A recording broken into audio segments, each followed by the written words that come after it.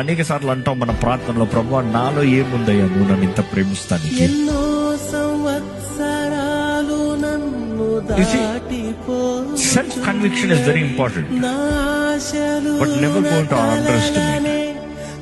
అర్థమవుతుందా? నీలో ఏ విలువ లేకపోతే ఆయన మహిమను విడిచిరాడు. నీలో ఏ విలువ లేకపోతే సాతాను 24/7 నిన్ను పోరాడు. నీలో విలువ ఉంది కాబట్టి అపవాది నేను నాన్ స్టాప్ దాడి చేస్తున్నాడు నేను దోచుకుంటానికి.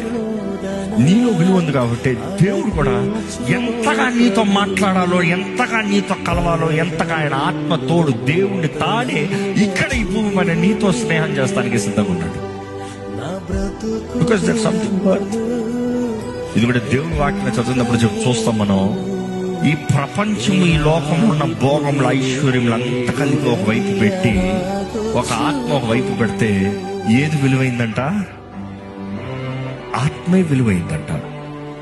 The most valuable is your soul.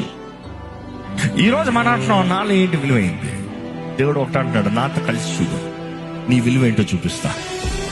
నాతో కలిసి చూడు, నీలో ఉన్న విలువైంది ఏంటో నేను చూపిస్తా. నీవు కానీ నాతో కలిసి నా ఆత్మ సహాయంతో నువ్వు జీవించగలిగితే, నా శక్తి ఏంటో, నా మహిమ ఏంటో, నేను నీలో చేయగలిగిన